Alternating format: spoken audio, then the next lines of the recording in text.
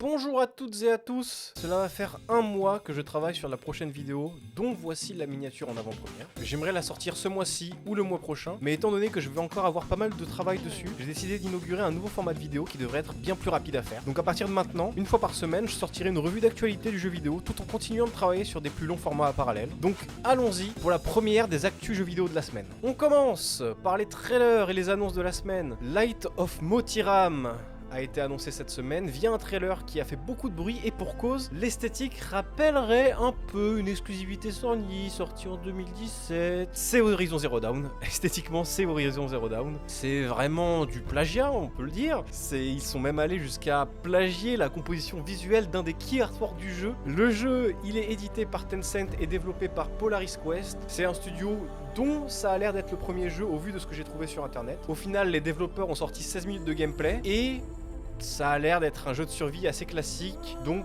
rien à voir avec Horizon finalement, à part l'esthétique qui est quand même extrêmement inspirée du jeu de Sony, à voir s'ils arriveront à esquiver les avocats. On a eu des previews de Avowed pour les Français. On a donc vu les dernières previews de Avowed avant la sortie du jeu. Quoi? Vous vous souvenez plus de ce que c'est? Mais si, Avowed! Mais si, bon... C'est normal si vous vous rappelez pas, parce que le jeu a été annoncé en 2020 pour au final ne sortir que l'année prochaine. Donc c'est comme si on avait eu un peu ce trailer de Skyrim la même année que la sortie d'Oblivion. Bon...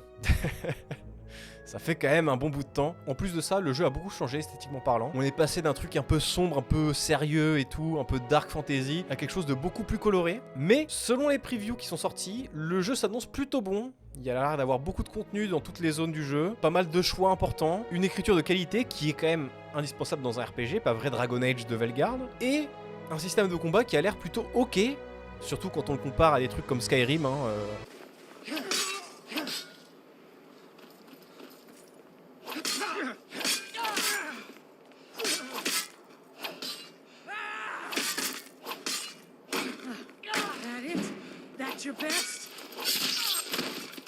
Bon, c'est pas difficile de faire mieux que Skyrim, mais quand même, ça a l'air d'être plutôt cool. C'est développé par Obsidian, le studio fondé par des anciens des premiers Fallout, par ceux qui ont travaillé sur Fallout New Vegas, KOTOR 2, Grounded et The Outer Worlds, et ça sort le 18 février prochain. Donc n'oubliez pas de ne pas précommander. Ne précommande jamais des jeux vidéo. Pitié. Mais le jeu a l'air d'être bien parti, à voir comment ça évolue.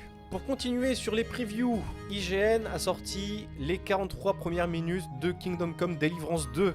Et franchement, ça a l'air d'être juste le premier jeu, mais en mieux, avec les mêmes combats en plus simple et en plus dynamique, les mêmes vibes, Europe centrale médiévale, plus beau, plus stable aussi en termes de performance apparemment, si on en croit les previews d'IGN, et plus ambitieux. Bref, je suppose que si vous avez aimé le 1, vous aimerez forcément le 2. Moi de mon côté, faut encore que je fasse le premier qui est sur ma liste depuis 1 milliard d'années, Ça arrive fort, je le ferai peut-être en live, qui sait. On a un nouveau trailer pour Indiana Jones. Le trailer de lancement officiel. Pour rappel, le jeu est un jeu d'aventure à la première personne où l'accent a l'air d'être mis sur l'infiltration et la résolution de puzzles, donc pour être un peu en phase avec Indiana Jones le film. Et je suis sûr que tous les fans d'Indiana Jones attendent un AAA Indiana Jones depuis très longtemps. Et c'est édité par Bethesda.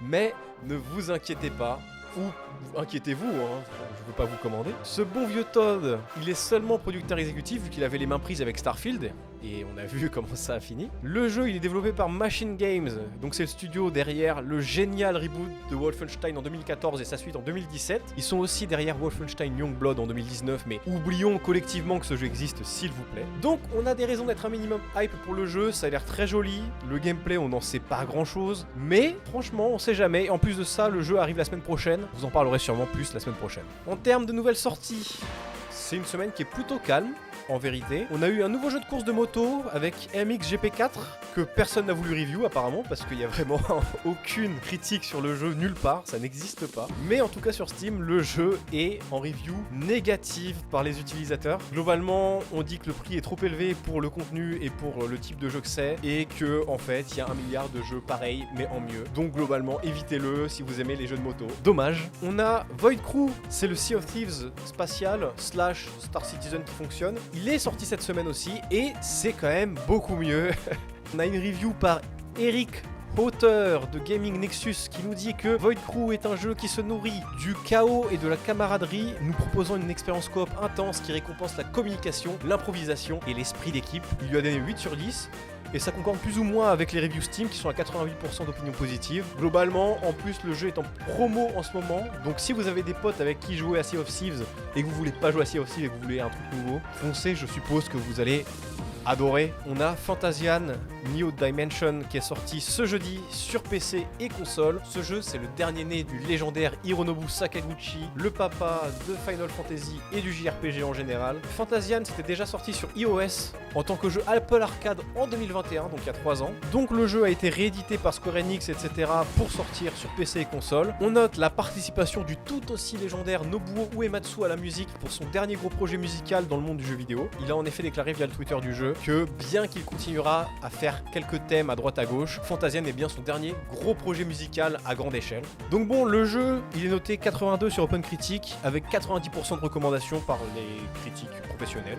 C'est une nouvelle victoire pour Square Enix qui dernièrement enchaîne quand même un peu les wins avec Dragon Quest 3 et Romancing Saga 2. Ça a l'air de mieux fonctionner que les gros AAA chez Square Enix. À espérer qu'ils continuent sur cette voie-là. Donc si vous aimez le JRPG, je vois aucune raison de ne pas y aller les yeux fermés. Juste gardez en tête que ça reste un jeu mobile, donc je suppose que l'interface et les graphismes vont pas être la dingue. Ensuite, préparez-vous parce que vendredi arrive Marvel Rivals et c'est, tenez-vous bien, un free-to-play hero shooter.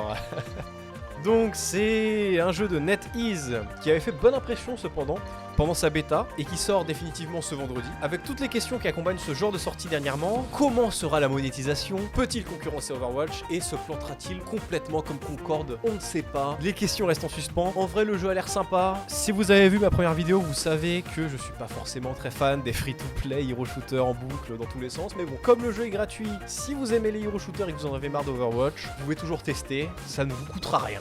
Et on termine avec les actus de l'industrie. D'abord, Elon Musk, le patron de Twitter, de Tesla, de SpaceX et le meilleur ami de Donald Trump, a déclaré vouloir créer son propre studio de jeux vidéo développé grâce à l'aide de l'IA. Alors, l'initiative peut vous sembler un peu bizarre et random si vous êtes un humain normal et que vous n'allez pas sur Twitter, mais sachez que ça fait plusieurs mois maintenant qu'Elon Musk passe son temps sur Twitter à attaquer tous les jeux qui sont jugés trop woke à son goût, et il cherche maintenant à lui-même rectifier le tir avec un slogan « Make games great again ». Bon, vous savez ce que je pense des gens qui disent que le jeu vidéo est mort, mais bon, si les jeux développés par le studio sont au même niveau que le personnage, j'aurais pas trop d'espoir de voir quelque chose de bien en découler. Le mec était censé nous amener sur Mars.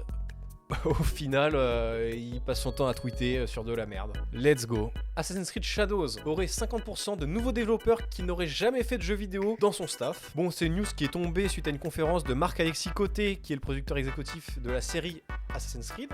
Tout le monde a pété un plomb collectivement là-dessus sans rien savoir du développement de jeux vidéo, etc. C'était peut-être juste pour surfer sur la haine qui est dirigée envers le jeu et envers le Ubisoft en ce moment, et une haine qui est plus ou moins méritée. Mais je trouve que, en vérité, ça témoigne quand même peut-être d'un problème de fonctionnement des studios AAA, parce qu'il est pas rare d'avoir beaucoup de nouveaux développeurs dans une équipe. Il faut bien former une nouvelle génération. Et bon, quand même 50%, ça pose quand même beaucoup de questions aux gens, du genre pourquoi 50% des gens sont nouveaux. Peut-être commencer à spéculer sur les problèmes de turnover dans les grands studios AAA occidentaux qui licencient à tour de bras depuis la sortie du Covid pour continuer à entretenir une croissance qui n'existe pas en limitant les coûts liés au développement des jeux. Bon, à quel point Ubisoft et tous les autres AAA arrivent-ils à garder leur talent sur le long terme? Ça, c'est un truc qu'on peut pas trop savoir. Advienne que pourra, on espère quand même qu'Assassin's Creed Shadows soit un peu bien. En tant que plutôt fan de la série, j'espère quand même m'amuser dessus. En parlant de culture d'entreprise, Nintendo est le 3e employeur le plus recherché par les jeunes travailleurs selon un sondage de Gakujo auprès de plus de 5000 universités japonaises. Bon, ça n'a rien de surprenant étant donné que les entreprises japonaises sont réputées pour leur taux de remplacement du personnel proche de 0, c'est-à-dire que même l'ancien président de Nintendo, Satoru Iwata, il est même allé jusqu'à baisser son propre salaire afin de pouvoir garder ses employés durant les années difficiles de la Wii U.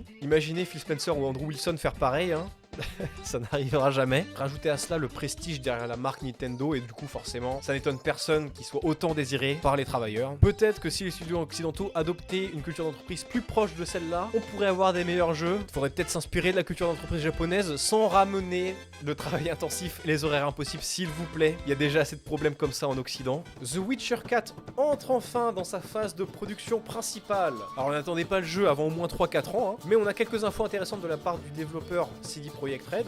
Déjà, le jeu devrait être plus grand et plus ambitieux que The Witcher 3 et Cyberpunk, mais bon, ça c'est du discours de pub, hein. Ça veut plus ou moins rien dire, évidemment qu'ils vont dire que le jeu est plus ambitieux et plus grand que les jeux d'avant. Mais surtout, le jeu va abandonner le moteur maison, donc le Red Engine, sur lequel tournait Cyberpunk 2077 et The Witcher 3, au profit de l'Unreal Engine 5, probablement dû au problème de développement de Cyberpunk, mais aussi pour accélérer la formation de nouvelles équipes et accélérer aussi le développement par la même occasion. À voir comment le projet se dessine, a priori le studio est au courant que tout le monde les attend au tournant après le fiasco qu'a été Cyberpunk à sa sortie. On croise les doigts.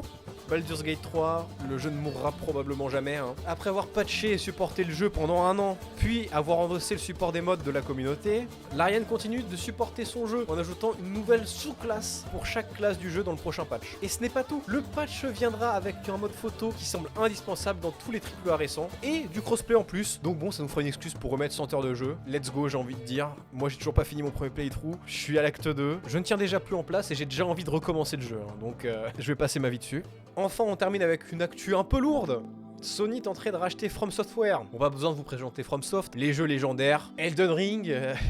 Mais du coup, le 20 novembre dernier, le PDG de la Kadokawa Corporation, donc c'est un conglomérat médiatique japonais, auquel appartient From Software, a déclaré que Sony avait annoncé son intention de racheter la totalité des actions de l'entreprise. Vous connaissez les Japonais, ils préféreraient se faire racheter par une entreprise japonaise plutôt que par une entreprise étrangère. La valeur marchande actuelle de la Kadokawa Corporation, c'est 4 milliards de dollars, plus ou moins, donc c'est bien loin du rachat de Bethesda et d'Activision par Microsoft, et ça se rapproche plus ou moins du rachat de Bungie par Sony en vérité. Ce rachat se profile dans un monde du jeu vidéo qui est en train de se transformer en un espèce d'oligopole où une poignée d'entreprises puissantes se partagent la majeure partie du marché. Ça peut faire peur pour la suite, notamment pour les joueurs Xbox qui pourraient être privés d'un des meilleurs développeurs AAA de ces 15 dernières années, mais nous ne pouvons que spéculer en attendant plus d'informations. Donc voilà, j'espère que ça vous a plu, vous l'avez vu, c'est beaucoup plus court, beaucoup plus rapide. J'espère normalement pouvoir faire ça toutes les semaines. Moi je retourne monter la grosse vidéo sur Halo 1 qui arrive soit à la fin du mois, soit le mois prochain, et je vous dis à la semaine prochaine pour un nouveau numéro des actus du jeu vidéo de la semaine. Salut!